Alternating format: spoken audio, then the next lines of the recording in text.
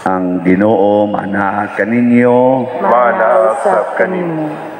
Pagbasa gikan sa Santos nga Ebanghelyo sumala ni Lucas. Himayaon ikaw, O Ginoo. Si Jesus niingon sa iyang mga tinun-an, busa pagbantay kamo, ayaw kamo patuyang sa pagkaon o pag-inom sa makahubog na ilimnon, o ayaw kamo padaog sa mga kabalaka mahitungod ni ining kinabuhia. Kay tingali uniyag, hikalitan kamo ni adtong adlawa. Kay moabot kini sa tanang mga tao sa tibuok kalibutan, ingon sa usa ka litag, busa pagbantay gayod kamo og pagampo kanunay nga makabaton kamo kalig-on aron makaatubang kamo nga dili maunsa niining tanan nga mahitabo og makabarog sa atubangan sa anak sa tao. Ang Ebanghelyo sa Ginoo. Dayon ikaw, O Kristo.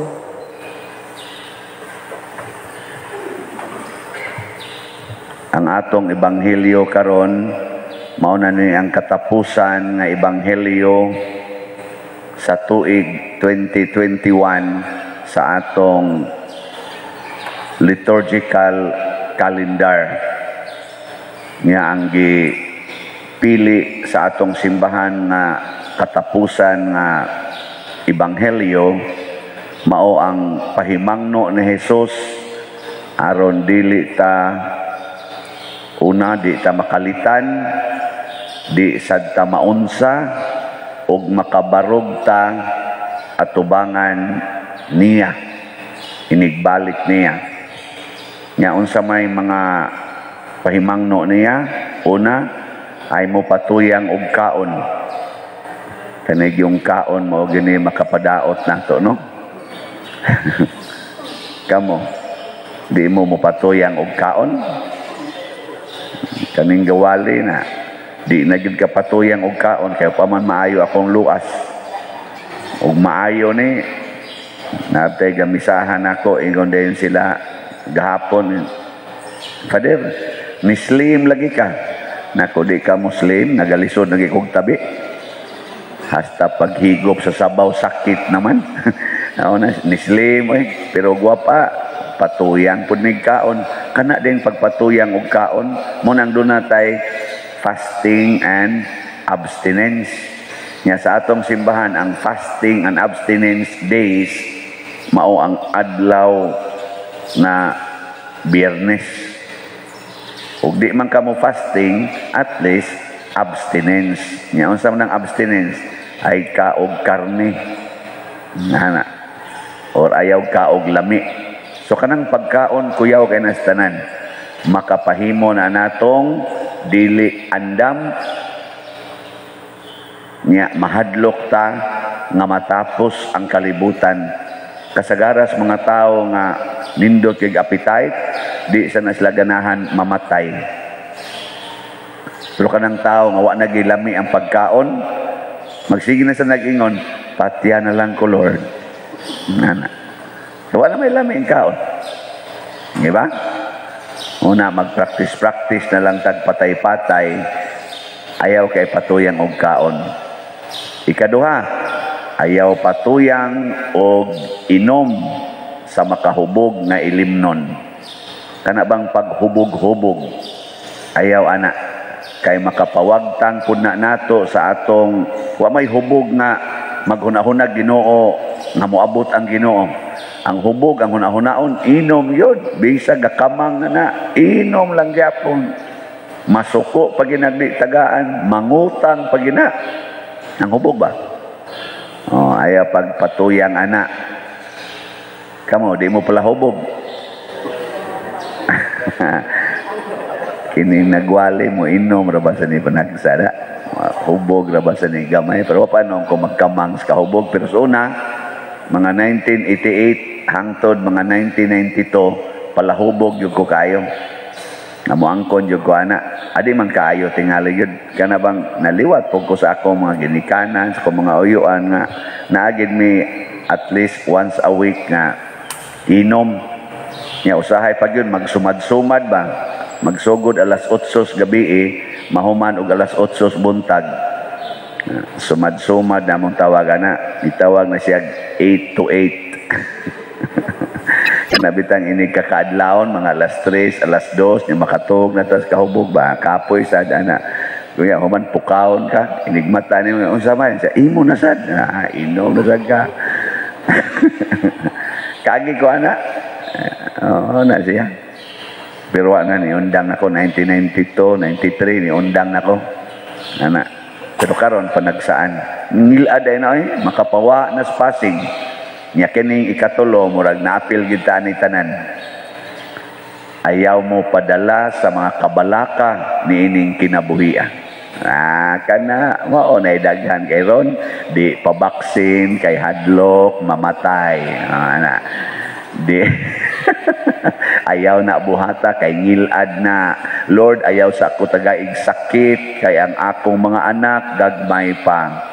Tungod sa kabalaka, muabrod gyud ko kay way kwarta dinhi, kay lisod kay way kwarta. Ana, nya karong to anak sa abroad, daghan na kag kwarta. Inig-abot sa abroad sa pagkamahalas, palitunon dire kay magsige man sad sila convert. Ana, ang palitunon usa ka takusudan $5. Ingon ka sus i-convert ni og piso. Pila naman ng $5, convert og piso. Ha? 250. Nga na day takusudaan din nga anaan ng kilid-kilid nga 250. Wa no. Pero ang ato sang sweldo usahay 250 raman sad. Mao say nakaapan sila sa dito kay ang ilang usa ka oras kay 15 man. $15 usa ka oras. Trabaho kag 8 hours. Mingon ka mahal. Unto pag adto na ko sa Amerika, moingon din na ako mga igagaw, mo palit gani ka dinhi, ayaw gyud pag hunahuna og piso. Na kung ano man siya, mabuang gyud ka, makuan ka makanang ayaw pag sig convert. Na kung ano man siya, mahal gyud kay paminawon. Pero kung imo nang paliton in dollar, makaingon sa kang barato. Kay dinhi mo sweldo kag 400. Nya mukaon kag tindahan ang mga Jollibee usa ka kaon 100 kapin. Ano? Kanang igo kang mabusog ba? 100 kapin. Tulo ka kaon pila naman? 300 kapin. Ang imong usa ka adlaw nga sweldo nya kuhaan pa split. Murag makuwang no. Pero dito na ay $3 na mapalit nga pagkaon busog na gyud ka ana $3 nya tulo ka kaon 9 nya imong usa ka oras 15 di pa kahurot sa imong usa ka oras nya 8 ka oras na kay masave labing minus 6 ka oras da sa imong mga bill sa balay imong plite makasave kag 6 ka oras mo na sila inigabot diri tuko daig balay. Mo na dali kay sila mo palit og slots.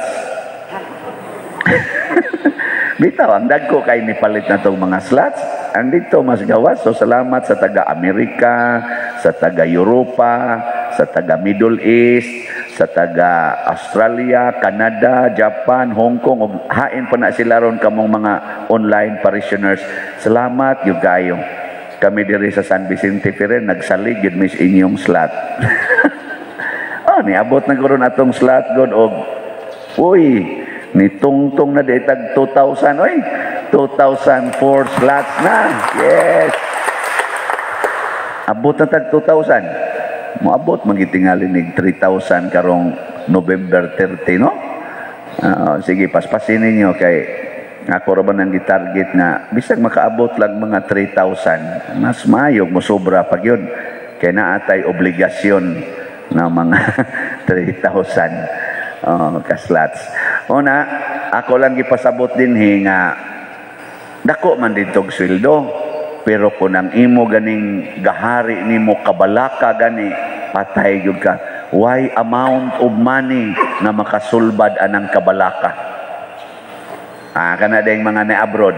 Sa ko'y kailang nga nang abroad, niya patukod silag balay dire.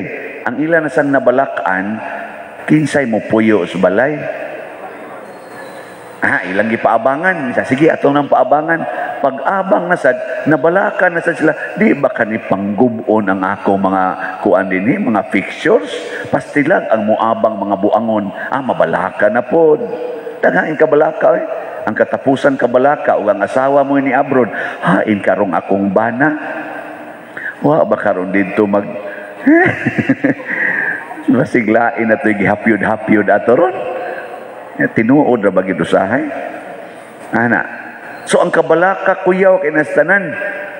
Nakaron unsa may solusyon? Aron dili ka mo patuyang og kaon, ingos Kristo, ipanghatag ang imong pagkaon ngadto sa mga gigutom. Di ba? Aron dili ka magpatuyang og inom, hubog-hubog, unsa may gisulti ni Kristo.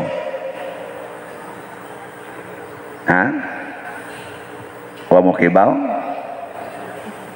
Wa sa ko kibaw. Ningos Kristo, imna ang kupa nga akong giinom. Kay mo ba na ilang imnanan sa una? Kupa. Unsa man kupa Kupa sa kasakit, kupa sa pag-antos. Kaya kanagong hubog-hubog, pagpatuyang sa kaugalingon, pagwagtang sa mga pag-antos, mabitan na yun, puslan, mangway nagmahal, beer pa day. Di ba? Aron mawagtang ning atong problema, inuman tani. Okay, mura mo diyog mawa ang imong problema, mag-inom ka. Ang gusto ni Kristo, inuma, lamya ang imong mga pag-antos, pasana ang imong cross, gitawag nag kupa sa pag-antos, the chalice of suffering. Mo ng pari diri, mo inom og chalice, mo inom og chalice, mo inom ginamit ang chalice. Na siya pag-antos na.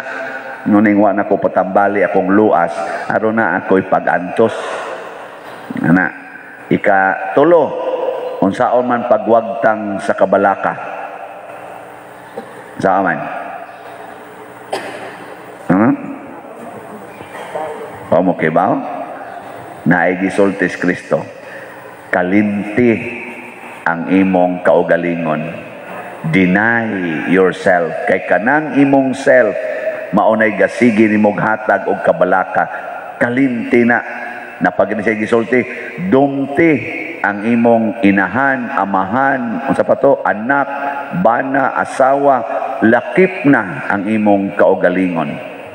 Nasa laing siyang gisulti higugmaa ako, labaw sa imong asawa, anak, ginikanan, kabtangan, o labaw sa imong kaugalingon. Kana mo'y makasulbad aning tanan. Lingi ako na imong tupad. Mura ba giduka na. Pangutan ako wa na kay kabalaka. Oy, nagani uban mo tan-aw las iyang buhok, mabalaka na kay niputi ng punuan, magpakuan na sad, tina na sad, naiuban na balaka kaya iyang kilay nikatag na sad, kiskisa na sad, kanang mga gagmay kayong butang mabalaka. Unsa nakag-aring nakasdako? Muna ini kasakit na nato ayaw kabalaka. Ngano man mamatay ra ka. Di ba? Nga unsa may sunod nga mahitabo ikamatay nimo, mubarog ka atubangan sa hari nga way katapusan, ang labing gamhanan nga hari nga maoy maghuhukom. Una ayaw kabalaka kay inighuman nimog kamatay, buhi pa ka pero dunay gasunod unsa man ang judgment. Mao na importante kayo. Maunay ato tingaling kabalakan, no? Ang judgment ba, inighuman na itong kamatay. Gabi, nagmisa ko sa akong barkada kaayo sa choir, si Glenn Birami. May he rest in peace. Karon siya ilubong. Kortig yung suura na mo anak niya. inom, pertigid, hangtod ka, inom niya po. Nang patay siya, 50 pa yung edad. Ako, 58 na. Siya, patay na. Ako, hapit na. Nga mo to, di komedya ko gabi sakit akong luas, pero dito mamitanan, mga choirs, Guadalupe, kato ba mga barkada, pertig yung daghanang tao. Mga barkada, ba, mga palaino, mga ubansat, gatikuka na sana ko na, mga tiwasono na sa king mga naong Lugar ka ito, mga 1985, 86, mo nang among mga time na nag-abot biyani ba, nga pertigin na mong suura, with Monsignor Binghay, among kuan. Tuan na rabas sa Monsignor Binghay. O, nasan? Kato, mo itong panahon na nga gitukod ning Monsignor Binghay, mga sobram siguro mi ato 200 ka buok choir, grand choir dito sa kuan, dito sa Guadalupe. Basta lagi ato na Monsignor Binghay, ambot na langit ba kato. Daghan na sa kay mga choir nga matay. Ang magsunod ani kanina sang nagwali. Pero angay batang mahadlok. Ayaw, ay kabalaka na kanang kamatayon. Kaya naman ang gasunod, ang judgment. Nga unsa may makapahimo natong angayan, inighukom sa Ginoo, kung di ta maliwat adtong mga bangis nga mananap or mga beasts nga gihisgutan diri sa unang pagbasa, mga hari nga mga buangon. Kana bitang mga tao nga gustong maghari dinis kalibutan. Kana bang mga tao nga gustong muangkon sa tanang pagkaon, sa tanang bahandi, sa tanang gahom, sa tanang nindot o sa tanang lami o comfort ni ining kalibutana. Mauna sila ang mga hari nga gihisgutan nga gihurot gitog pamatay sa Ginoo. Pasabot itambog sa impyerno. Muna ay namog kahangol anang inyong yuta, kanang inyong mga tanom, kanang inyong mga kural panggubaan na. Nganuman, maunay ali, basig maunay mahimong ali sa inyong pagsud sa langit. Kanang inyong mga kwarta ipalit na nagslat. Kay ato nang ipatuko din ni simbahan, inigabot ni muslangit, muingon din ang Ginoo, wap akakatampo aning slat sa San Vicente. Impierno gidong taka. Ngano man siya, perti manimong igihana ng imong yuta, perti manimong paningil anang utang, may gani pagdayo nimong kamatay nakapalit yung kagslat. Tanawa si San Vicente Ferrer maoy ni atubang nimo. Ingon na niya ang atong Mother Mary. Si Mother Mary, Our Lady of the Most Holy Rosary, magda panag-rosaryuhan dito. Dong, ingno din na yung anak, dong, pasudlan ni, kaya nakadonate ni dito sa simbahan, sa atong DOPS SBF MM. Yung kapader mo bugal-bugal naman ang imo, sige, ay mugtuan haron gid mo. Ang ako lang point, ang simbahan mao'y higugmaa, dili ang imong kaugalingon. Ang simbahan mao ni si Kristo, mao sad ni ang asawa ni Kristo. Ni adinhi naghari ang Ginoo, ni adinhi nagpuyo og naggiya ang mahal nga birhen, kuyog sa tanang mga anghel og mga santos, kay siya man ang reyna sa tanang anghel og mga santos. Kung anha nato diha ibutang ang atong pagsalig, anha nato diha ibutang ang atong mga paningkamot, pastan laging nindota, mawa ang imong kabalaka, mawa ang imong mga kahadlok, kanang imong mga kaguol mapapas na gritso. Lagi. Di mo to? Kung di mo to, ay mong simba. Una ka nang gasimba din nga iniguli, gakosmod lang yapong naong. Maunay mga tao nga impirnohonon. Nga muna siya. Kanang kuan nato, inigingon nato, palit mog slat, dayog lingo. Watay kapalit to si pamaligyan ng slat. Tay kapalit. Anang mo reklamo? Impirnohono na. Lagi. Pero kanang moingon, bitaw pa der kada adlaw, tiguman ko ng 50 pesos, di pa na mahurot ang 60,000. Apo naman lang, 57,000 naman lang atong slot na bilin. 900 kapin. Di pa na mahurot. Kapalit ko siya kay kada adlaw 50 pesos. So sa 50 ka adlaw, pila na imong matigong? Ha? Wa mo kibaw? Siya rosad, wa mo kibaw. 50 ka adlaw, di pa man mahurot siguro 50 ka adlaw gikan karon. Ang resulta, kapalit yung gaglabing minus 2 ka slots.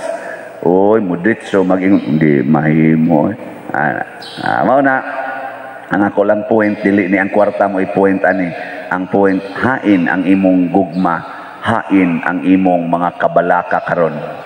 Ana, kung ang imong gugma naa sa Ginoo, ang imo sang kabalaka naa sa imong kalag. Nya kung mabalaka ta sa atong kalag, kamao kay tang mupuyo ug mogamit sa atong lawas. Unsaon paggamit? Matud pastubag nato sa Salmo.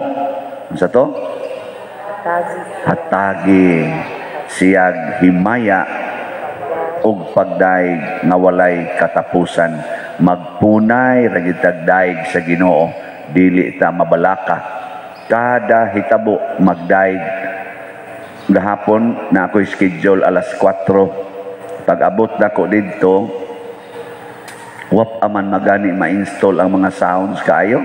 Ana, nakunsam ning alas 4, alas 4:05 naman siya. Dili man alas 4 pa din, alas 4:45. Nga naman ko'y misa nga 5:30. Nobina mas pagyod sa asilo. Nakuha, unsaon na ni? Di sa awa di kasultihi pa din nga 4:45. Naku, alas 4 ang schedule dito eh. May ta kayong isuko ba? Pero nilingkod ko, ningon din ko, na Ginoo, one at a time. Basig mauna ni katapusan akong misa. Huwaton lang yun ko ni. Kay magbalaka ko atong gasunod na misa, nga anhara day ko mabangga, di sa pagdinali-dali na ko, mabangga na day ko das unahan. Nga ang maunag kamatay, ang akong driver, nga musunod rasad ko, nako, di ko kaabot dito. Mas may pagpangandaman ko ning misa. Agalingkod-lingkod ako dito, mga 30 minutos. Nindot kayo, akong feeling. Na human rasad na ako, pag human ako, late na ko gamay dito, mga 5 minutos nga late. Hingon raman sa dito asilo, willing to wait may father. Nako, akan na. Kakwarta pa ko dito, kwarta sa kwadripika. Ay, nganong kinahanglan pa maging ng kabalaka, di ba? Mahimo raman diyan, mo relax ta. Sige, nindog na ta. Pag-ampo sa katawhan. Mga igsoon, ang Ginoo nagpahinomdom kanato nga ang tanan matapos apan aduna kitay atubangon nga hukom gikan sa atong makagagahom nga amahan. Busa malaumon kitang mudangop kaniya ug moingon, Ginoo patalinghugi kami. Ginoo patalinghugi kami. Nga ang mga pangulo sa atong simbahang Katoliko magkahiusa ug magbadasigon sa pag-alagad ug pagiya sa panon nga gitugyan sa ilang mga kamot. Magampo kita sa Ginoo. Ginoo patalinghugi kami. Nga ang mga pangulo sa tanang nasod magkahiusa ug magtinabangay alang sa kayuhan, kahusay ug kalinaw sa tibuok kalibutan. Magampo kita sa Ginoo. Ginoo patalinghugi kami. Nga alang ni adtong nagantos sa nagkalain-laing matang sa sakit, nga makabato na sila og hingpit nga kaayuhan ug kahupayan diha ni Kristo. Magampo kita sa Ginoo. Ginoo patalinghugi kami. Nga ang mga nag-alagad sa mga masakiton ug ubang hutong sa katilingban, makabaton kanunay og grasya sa paglahutay ug nga mapanalipdan sila. Magampo kita sa Ginoo. Ginoo patalinghugi kami. Nga sa atong pagsaulog sa 500 years of Christianity, magmalampuson unta ang tanan nga kalihukan, ilabi na sa mga parokya, ug atong mapalawman ang atong pagtuo ug paglaom, isip mga binunyagan. Magampo kita sa Ginoo. Ginoo patalinghugi kami. Nga ang sulugoon sa Dios, Teofilo Kamumot, Obispo, mabayaw na sa kadungganan sa altar. Magampo kita sa Ginoo. Ginoo patalinghugi kami. Alang sa mga proyekto dinhi sa atong simbahan nga pinaagi sa pangama ug pagiya ni San Vicente Ferrer, magmalampuson ug mahuman unta sumala sa atong mga giplano ug gipangandoy. Magampo kita sa Ginoo. Ginoo patalinghugi kami. alang sa tanang mga benefactors ug donor sa atong simbahan nga mihatag og pinansyal ug lain-laing hinang ug alang sa mga nagtrabaho dinhi sa atong mga proyekto nga hatagan unta sila sa Ginoo ug daghan pang mga grasya sa ilang kinabuhi, malikay sila sa mga kadautan ug mulampos unta ang tanan nilang mga paningkamot, magampo kita sa Ginoo. Ginoo, patalinghugi kami. Nga ang mga nangamatay makaangko na sa kalinaw ug kahayag ni Kristo didto sa langit, magampo kita sa Ginoo. Ginoo, patalinghugi kami. Amahan, among Ginoo nga manggihatagon og gamhanan, dawata kining among mga pangamuyo nga gituboy dihas gugmag pagtuo, pinaagi ni Kristo nga among Ginoo. Amen.